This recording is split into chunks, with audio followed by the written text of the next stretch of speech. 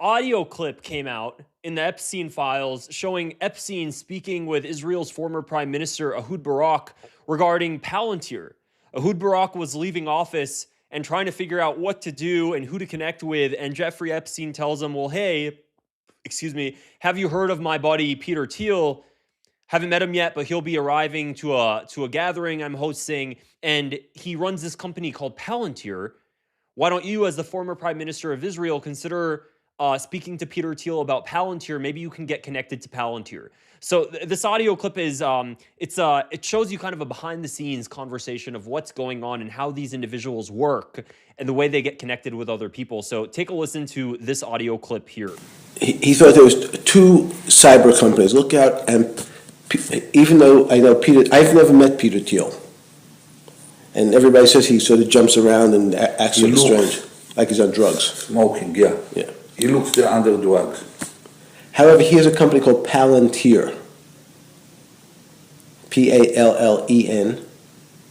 They'll realize they spell T-I-E-R. Palantir is Peter Thiel's company. And look out. Palantir, Palantir? Yes.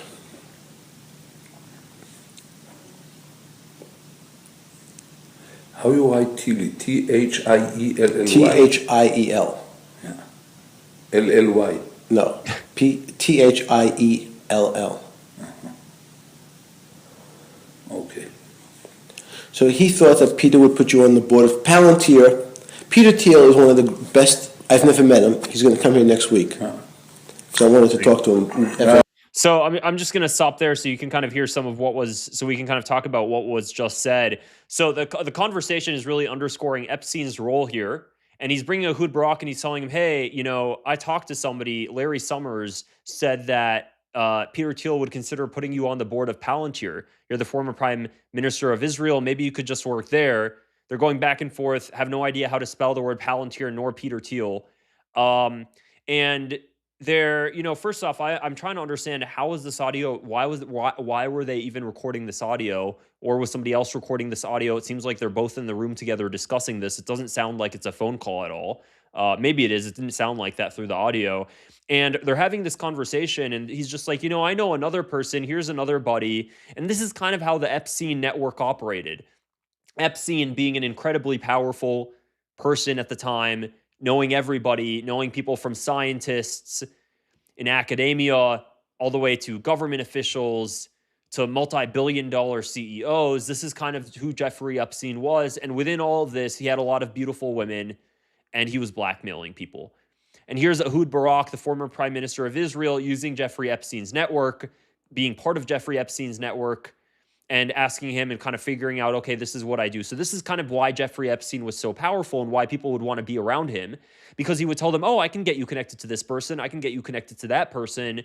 What do you need? Well, why don't you just come over to my island? You know, I have this great island. I can fly you out on a private jet. It would be a great time. There's going to be a lot of pretty women there, hiding the fact that these pretty women are actually young girls. Why don't you just come out with me? And they'll bring them out. And God knows what happens at that disgusting place. People say that these individuals, you know, were blackmailed and they were given massages and stuff. I question the way, I wonder, were these people roofied and then they had them do obscene things and they recorded them doing those obscene things? Were those people willingly doing what they wanted to do? I personally think it might have been a mix of both. I think if there was somebody Epstein really, really wanted compromising material on, he would have figured out a way to make it happen. He would have figured out a way. If he knew he could get compromising material on one of the most powerful people, but that powerful person had just refused to do any of those obscene things, well, maybe Epstein would be like, okay, well, this one would be a good person to roofie. Who say that's just things that I'm thinking about. But anyways, let's play a little bit more of this clip here. I'll talk to you. Okay. He and Andreessen, it's called Andreessen Horowitz. Andreessen Horowitz, that's what they pay Larry $1 million a year. Just to advise them. Andreas and? A-N. Jesus. D-R-E-E. Jeez Louise. S-O-N. Andreessen. And Horowitz. And Howard. H-O-R-O. Horowitz. Horowitz. Yes. What they are? It's a lobbyist. What they are? They are the biggest venture capital people in Silicon Valley.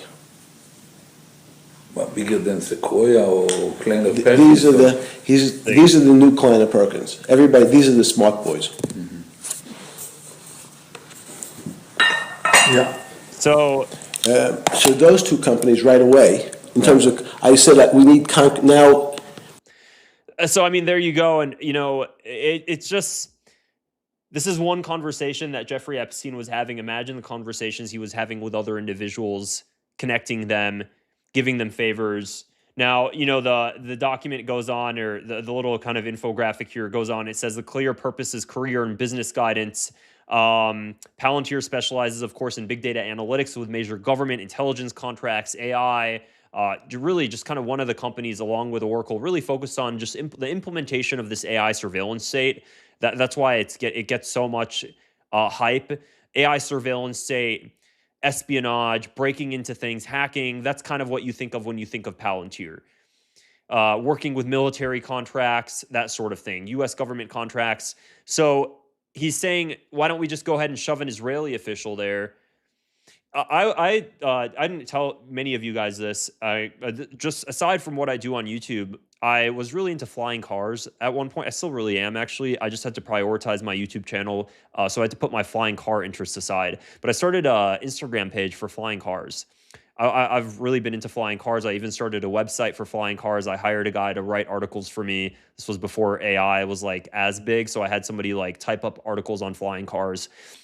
And the reason I'm saying this, and why it directly relates to this, is because while I was having this person write flying car articles for me, what we started to recognize is there was only 3 flying car companies in the United States, and I was living in Florida at the time. Some of my family's there, and while I was living in Florida, I was like, oh wait, one of these flying car companies is actually not too far from me. It was like 25 minutes north. It was in Pompano Beach, and this flying car company.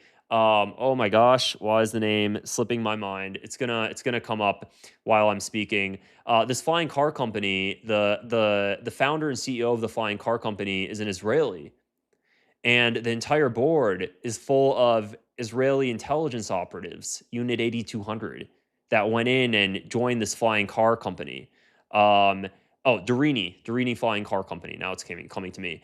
And what I started to recognize is holy moly, the entire board, this entire company on flying cars is Israeli. And then I started looking into others, and then I started to recognize, whoa, wait a second, there's 3 flying car companies, 2 of them for sure, there are Israeli intelligence already in the flying car industry.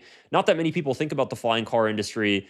It sounds really, like futuristic and stuff. It's I should just say eVTOL, electric vertical takeoff and landing. So they're cars with propellers, really. So they fly with propellers, and it's a kind of a new industry. It's a struggling industry because flying with fans is difficult because of weather and whatnot.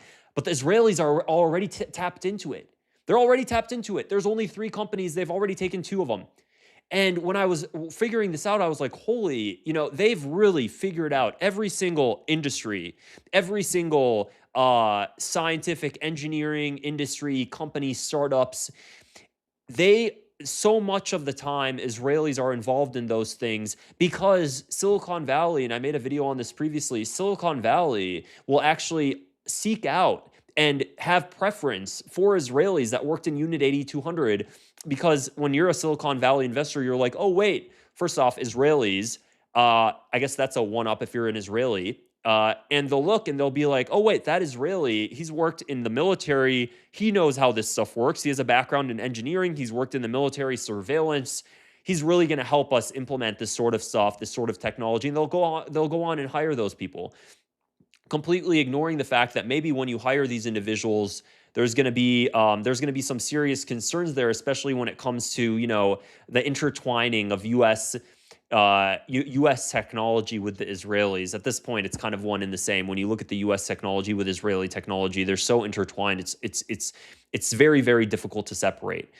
And when I'm hearing about this, what I'm starting to recognize is, okay, just like the way that Jeffrey Epstein was going about and connecting Ehud Barak, the former prime minister of Israel, with Palantir, this is kind of the way it operates. This is kind of the way it operates in the tech space and the engineering space. They'll go about doing this. This is kind of what they do. So that's really it for this video, guys. Actually, while I'm talking, let me see. I wonder if I had the flying car website. I wonder if it's still up. No, I need to I need to pay for it again. The website went down because I didn't pay it for it in a while. But what I can show you is the Instagram page for it. I'm kind of going off on a tangent, but if you want to see my flying car Instagram page, you can see it right here. I only have like 1,500 followers on it. I was really into this stuff, guys. I was so into this every day. I was like looking up flying car technologies. I thought it was the coolest thing. Um, Anyways, this is such a big tangent, but thought I'd show you guys a little secret about my life. So I was like paying somebody to like make these posts for me, but now I don't even have the money to do it, and it wasn't really monetizing the way I was hoping it would. So if you're into flying cars, let me know. Anyways, guys, that's really it for this video. If you liked it, I'd appreciate it if you click the like button, give it a thumbs up, click the subscribe button, and I'll see you guys in the next video. Take care. Bye.